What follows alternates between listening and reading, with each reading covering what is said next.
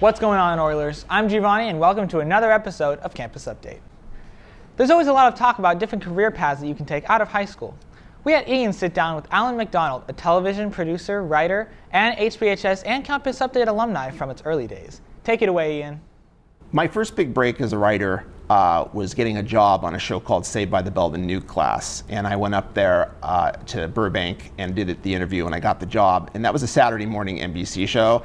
And all I did was pick up coffee for the writers and pick up their lunch and run errands all day. The job's called a production assistant. That kind of launched me off. And then I eventually ended up getting a series of different jobs as what's called a writer's assistant, where you get to know the writers. And I got a job like that on a show called CSI in 2003, and I started pitching ideas to them. And then after a couple years of doing that, I got put on the writing staff, and I was on the writing staff of CSI for 5 seasons. It's pretty indescribable and exciting to see the cameras rolling and these actors that are, iconic and on television on CBS performing words that I wrote on my laptop. I think Campus Update did inspire me to become a writer. I was always interested in writing stories, and the way that this class kind of helped me become a TV writer was I started off writing news segments and directing episodes of Campus Update. But what ended up happening that by my junior and senior year, I started doing segments that were fictional. I do have advice for high school kids. It sounds kind of cliched and silly, but if you really want something, you should absolutely go for it. That might take time, and everyone has a different path there, and you just have to be patient to find out what your path is going to be. Wow, that's cool. It's always interesting to hear stories of people who went to HBHS. Here's a segue. APA always has fun and exciting shows going on, like their latest one, Brigadoon. Brigadoon by Lerner and Lowe is a romantic story that takes place in Scotland. It's about love at first sight and not realizing how good you have something until it's gone.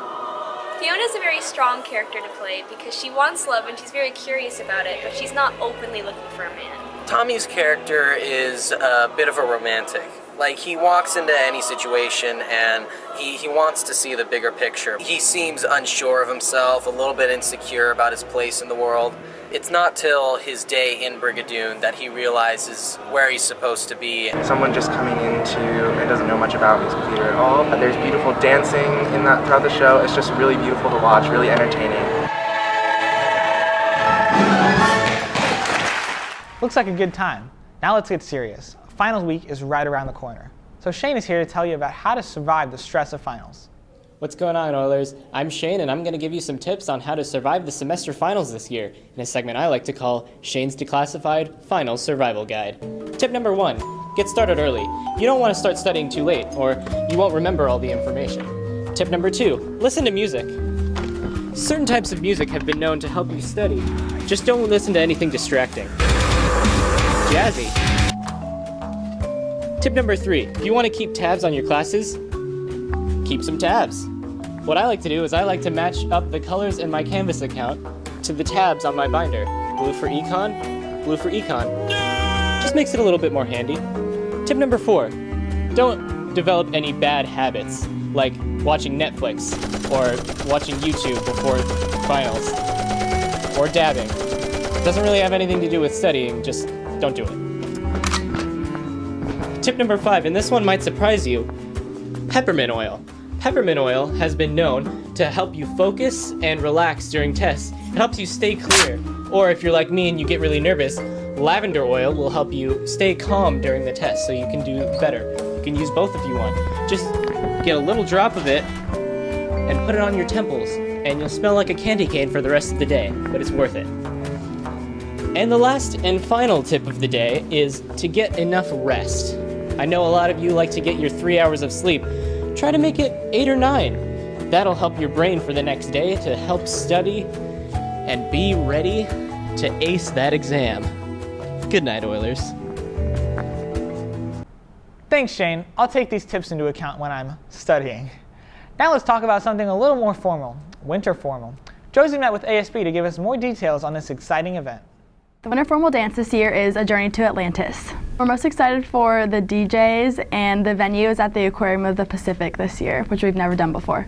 I think the best part about the dance this year is going to be that it is at the aquarium, and definitely the DJ because we have N Effect. There's no specific color that you have to wear because it is a semi-formal dance, so it's usually just dresses for girls, like short dresses normally, and button-ups for guys. Tickets go on sale this week, starting Monday, and with ASB it's $60 and it's $65 without. There's also going to be open exhibits, so you'll be able to touch some fish and go look at a lot of the different species around. Also, there is going to be a parking fee if you're planning on bringing your car. Looks like a lot of fun. I'll sure be making an appearance. Speaking of fun, the yearbook staff has implemented some new technology in our yearbooks. Cameron went out to interview these amazing people to get you all the info.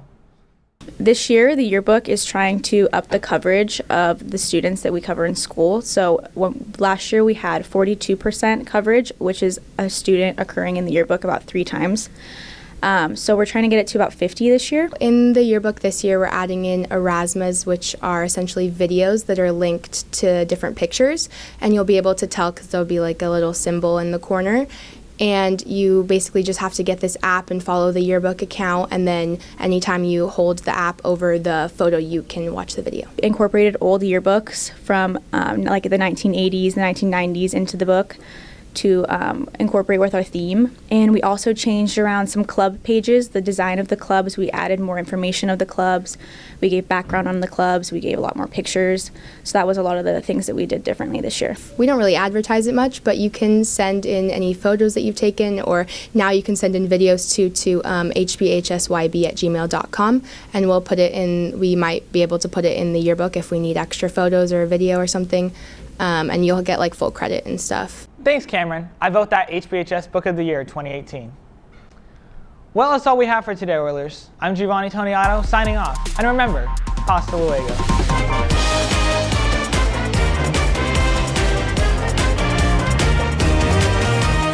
Oh, that was a good high five. Damn.